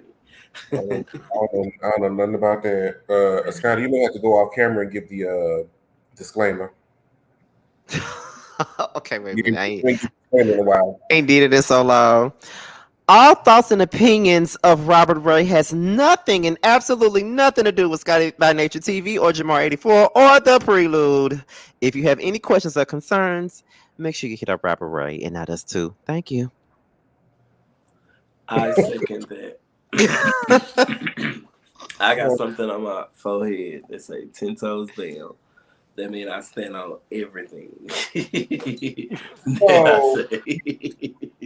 but okay, And so if anything is ever, brought up or anything is if there's ever any questions, I have many resources to answer the questions and concerns that needs to be answered. And I mean, but when you know, you know. Robert, you are messy. Oh my god. So, I mean, be that as it may, though, be that as it may, like, is there any way to come back from this? Is this just a bump in the road? Is there light at It the end? don't look like it. You gonna ask that question again? Look, I'm trying to be diplomatic and crazy. Look, baby, It ain't no coming look, back, child. It ain't no look, coming look, back. look, look, look, look, look. I No, gave y'all. I said 3 times. Scotty even repeated it 3 times. I don't like him. I don't this. I don't that. But I won't let nobody fuck with him. You know what I'm saying? I protect him because Dior, it would really hurt Dior. I don't care what Dior says, but it would really hurt Dior if something was to happen to Trey. So if I'm around, I wouldn't allow anything to happen to Trey because of the love for my brother that I have. But I think y'all get the point now, don't y'all? How many times you want me to say it? I don't Listen. fuck with him. It's no coming back, love. I never want to rekindle. I never want to. Oh, you want me to say it? Okay, let me say it. I never want to rekindle. I never want to have nothing to do with him. If Trey was to come back on Chasing Dallas or any other platform, I wouldn't be a part of it. You heard it here first. I would gracefully and that'll be my time. That just means God doesn't want me on that platform. Ooh, okay. all right. Well, I have no So, other. any other questions? Did that answer your question? Next question, Twice. Tamika. Next question, Tamika. So, what advice would you give to somebody who's getting into reality TV for the very first time? Don't. Nah, playing. Oh my goodness. Damn. Nah. Okay, let me stop playing. Okay, be serious. On a serious note, it is a great opportunity because it's a lot of different things that need to be addressed in the world, and this is a platform that you can use to address those things. A lot of people use it for the negative, but if I'm brought back next season, I want y'all to see more of what I'm actually doing out here. To make the world a better place, you know what I'm saying? Because chasing could be many things, And I'm out here chasing change and like respect and different things like that as well, you know, because I work with my trans sisters and my cis women and, you know, just giving them the knowledge of connecting the two boundaries, you know, because a lot of people just lack understanding, you know, and I can fit and mingle with both. So that's what I feel like I'm here to do. And my platform is going to do. I'm going to be able to basically change the stereotype of it gotta be we're on this side and we're on this side, you know, why we can't just be together, you know. So that's just me. So my advice to you is do it right. Now you're gonna get the good and the bad. A point of me let the bad like overweigh me, but now I've grown to not let it, you know, get to me. So just don't focus on the bad if you're getting into reality TV so much like I did at first. And have fun with it. And make sure you read them hoes in your green. Oh my God. Not read the post. Okay, so would you return for another season? Yes, if what? If well, sans that Trey Howard isn't there. Correct. Okay. What's next for Robert?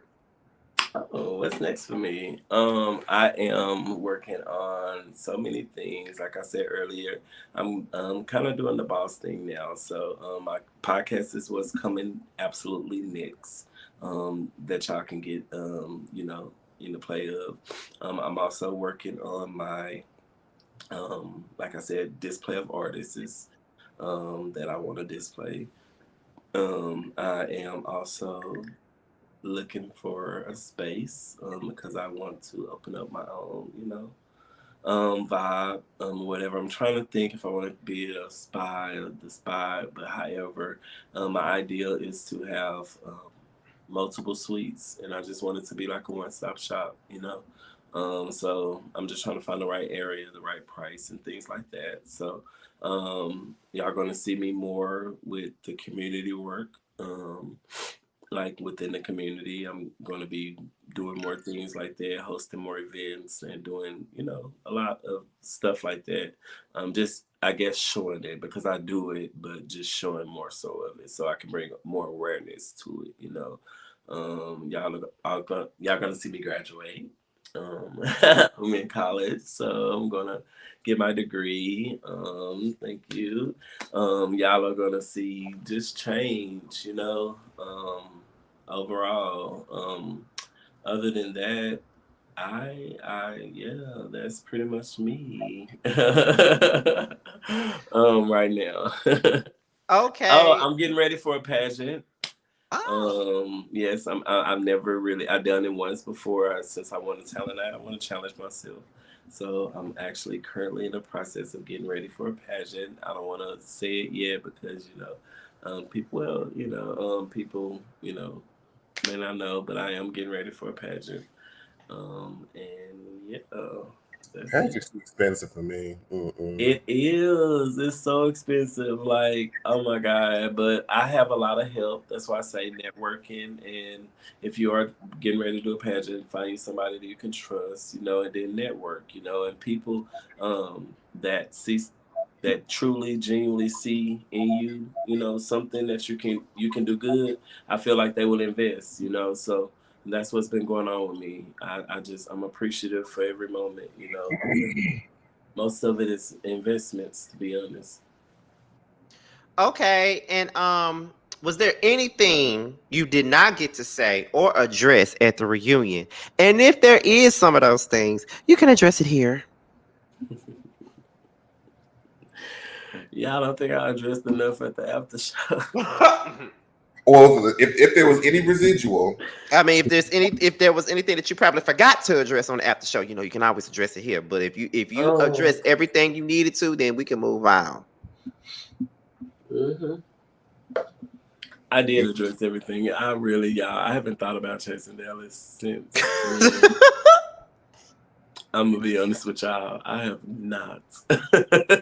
I have not. As you Have should. not. Now, I do see a lot of people. Shout out to my fans and my Rays, you know what I'm saying? My Ray-Bans, you know what I'm saying? And my Ray-Bans. Shout out to the Ray-Bans, you know. Oh, and I dropped, oh my God, I found the name. I've been trying to find it out. You know, they got the cousins, they got the Beehive, I've been trying to find something, the Ray-Bans. Oh my God. So, y'all heard it here first. Shout out to my cousin, the Ray-Bans. Oh, man. Ray-Bans. Hashtag the Ray-Bans. No, for real. Because I love my like, y'all make me feel so good, bro. I've met so many people. I met so many kids. Like this the other day at Walmart, he said, "Oh my God, that's the second celebrity I met," and this and that. It just made me feel so good because it's like people really do watch. Shout out to Chasing Reality, because people really do watch, and Adoro, everybody, like the whole family.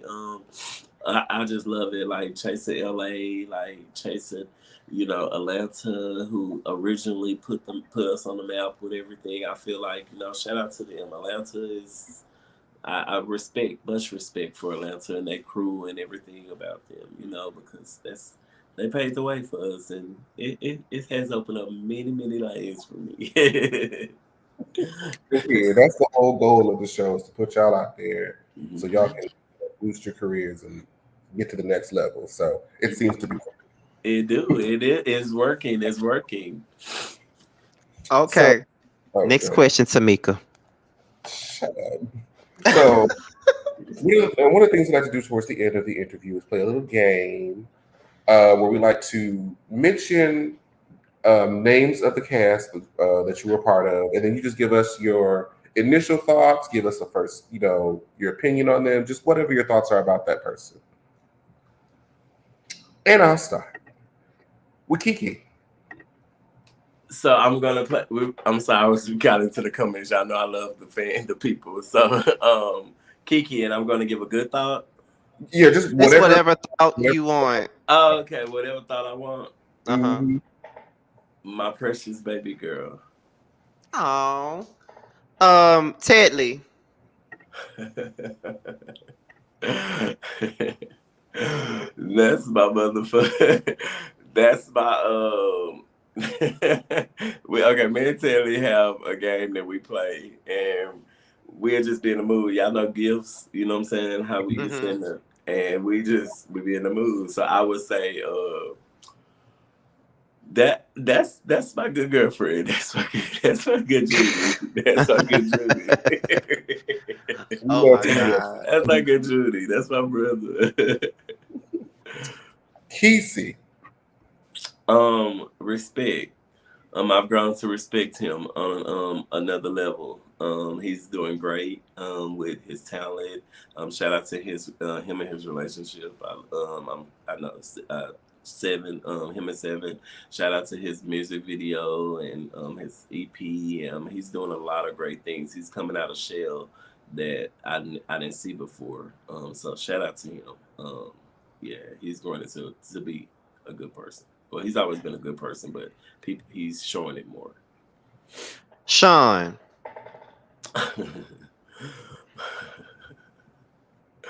We're getting better. We're getting better. We just actually talked the other day. We texted and chatted. I checked on him or whatever, and he was, like, we're getting better. We started out, that was one. That was one. But we're getting better. I'm glad. Praise the Lord, saints. Amen. Mm-hmm. Jeff. Wet. Nah.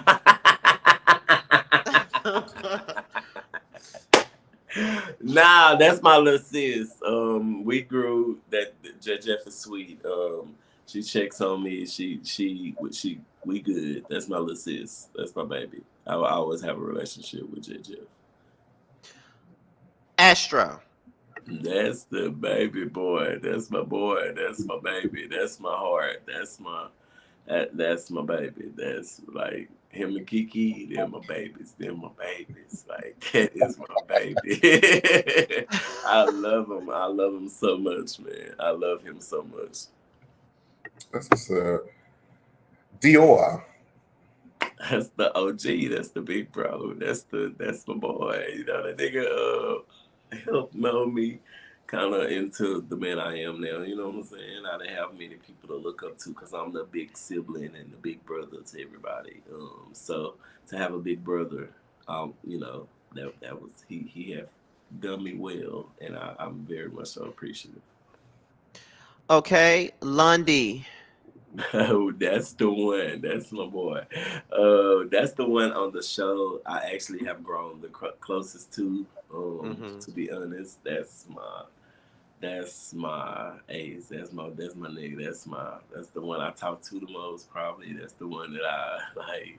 That's my boy. We good.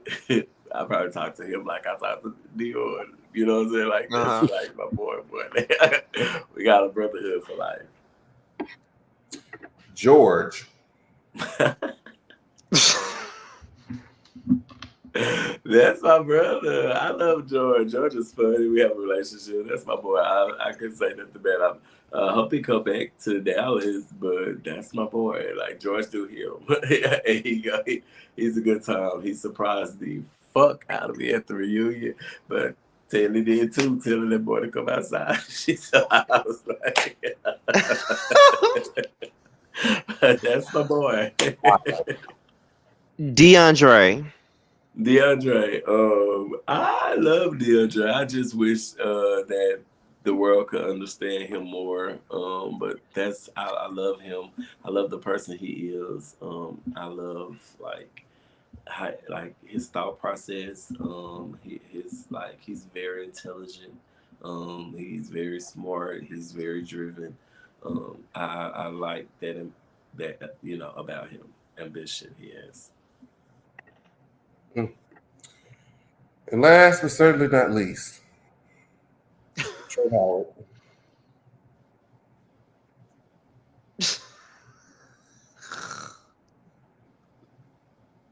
Robert can't stand me right now. I think that's your answer right there.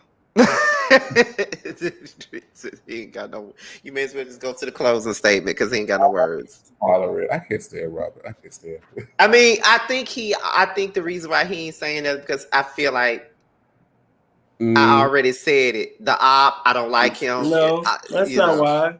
Y'all said, say my thoughts. I don't think about Trey in no type of way, form, or fashion. Shit. The fuck? That is not a thought of mine. So I couldn't say nothing. I was trying to find something.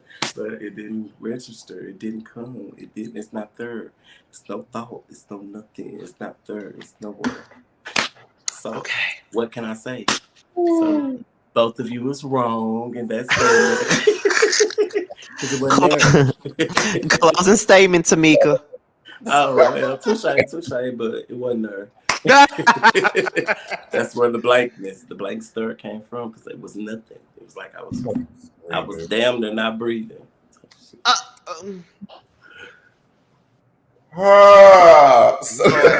Lord help me. Next question. Whose turn is it? That's Jamar. We are at the end. So, at the end of all of the interviews, we always like to ask our guests, did you have a good time? Do you feel like we did our jobs as the hosts of the show tonight? Give us your feedback on your experience here tonight with us. Chad, it was a little boring.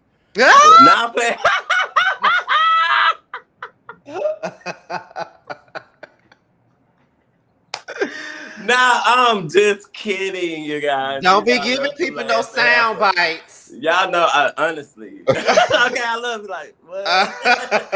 But no, honestly, I'm just joking, you guys. Okay.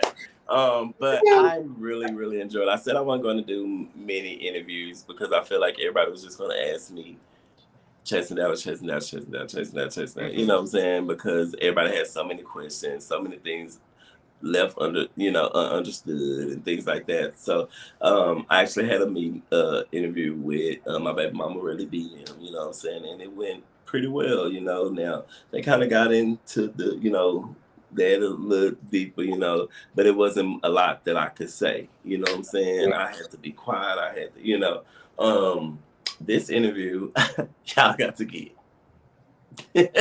whatever the fuck I wanted, you know what I'm saying? But Well, y'all still chose, even though y'all could have asked me so many different things, that would have just kept it negative. Y'all didn't. So I love how y'all displayed that part in reference to getting to the mess, but still keeping it positive, you know, and not letting it be all about the mess. And you know what I'm saying, and getting to some good questions, that some things that I actually wanted to say that I wouldn't, you know, I'm like, damn, okay, yeah, I'm glad you asked that shit, nigga. You know what I'm saying? But I enjoyed it, you know, I truly enjoyed it. I thank y'all for the platform. I thank y'all, I appreciate y'all for even wanting to interview, you know what I'm saying, me. I appreciate the love, the good, the bad, all that shit. You know what I'm saying? But yes, I really appreciate it. Y'all did very good. Y'all asked some good questions. It was a vibe. It was a I'm vibe. glad. I'm glad. We I I don't. feel like, definitely you know, enjoy we was a myself. little you know, little see on TTB near over there, you know, not the, you know, I was over there again. I didn't mind, you know what I'm saying? It was over there, but this platform I got to be professional, you know what I'm saying? Even though y'all say I ain't got my facial tattoo, you know, I even put on my little, you know, I came over here and I like that. I appreciate that. I'm, you know, I'm just not taking nothing away from TTB. I love them, my cousins, them my people, them my babies. But I was, you know, they had that me, you know what I'm saying? I cut up over there. I appreciated the way that I was able to, you know, get to some shit, you know what I'm saying, on a more professional way, you know what I'm saying? I'm glad you had a good time because we had a good time over here too. We You did. I Yeah, enjoyed time. myself with this. I enjoyed it. Just like Yeah, I so enjoyed, when I you know. go live tomorrow, Jamar, I'm gonna say we had a time last just catch y'all when I open Instagram. It don't be notifying me for shit. See, no, but y'all are doing good. I'm appreciate it. I'm gonna go watch. You know me. I'm gonna go watch it back. I would have gotta watch it back and get into Oh comments and all that. But Lord. thumbs up for me. 2 thumbs up. Well, thank you, Robert, for coming up here. Like I said a trillion times already, we really enjoyed you up here. We had a lot of fun, and this was good. We got to see you in your funny ways, your deep ways. It was, you know, even though we got into the mess, but we also got into other things as well. And we always want to keep a balance when we do interviews, because interviews doesn't always have to just be about the mess all the time. Like, Absolutely. you know what I mean? So, with that being said, huh? No, because somebody asked my Instagram. You can follow me on No. Robert__Ray. And that's Robert__Ray on IG. All And my right. podcast is Chess under not well, it's on my pod. It's on my page. Go to my page. All right then. Well, with that being said, Robert, you are free to go. Thank you so much for coming up, and I can't wait till you come back again. Okay, bad. I'm coming up. I come out, and I'm gonna close it with the club scene because I seen the tub scene, and because I seen a few people. Y'all, I wanted to be as I wanted to do something different, y'all. Everybody was like, they were talking about what they was gonna do, what they was gonna wear, and all this. So I was like, okay, I ain't wearing shit, you know. So I didn't wear shit, and I told Markel I want to do something in regards to a dedication to Tupac. You know what I'm saying, when he was in the scene, you know, and that was my version of that. So that's my tub scene, and Markel, I already told you, you better not drop that footage because I had to get in the tub and stuff, y'all. That's all I'm saying. I'd be like, drop it on the Google Drive. And shit.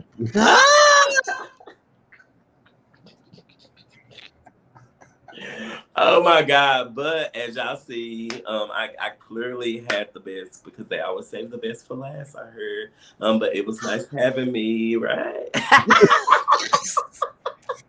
You are a mess. You are Nah, but go ahead, y'all. We love you, Robert. We love you. I love y'all too. Y'all have fun. And y'all, Right. I tell everybody, if y'all watch my lives, please go love on somebody, go hug somebody, go show some love, go express, fix the issue, fix the men, whatever the issue is, y'all. Life is so short. Love on your people. Make memories, do all of that. That's it. That's all. If you could just do it, one person can do that for me. Spread the love. It'll be great. So if you take anything from this live, do that for me. Well, thank you for that. Absolutely. I that's just a must for me. Please, share love and love on your people, man. Like it's so much hate and shit around in the world, and we need more love. So it starts with you. Absolutely. All right there. Well, thank you once again. All right. All right, y'all. So that's about it, you guys, for this interview. And we're out of here, y'all. Until the next one. We'll holler at y'all later. Bye. Yeah.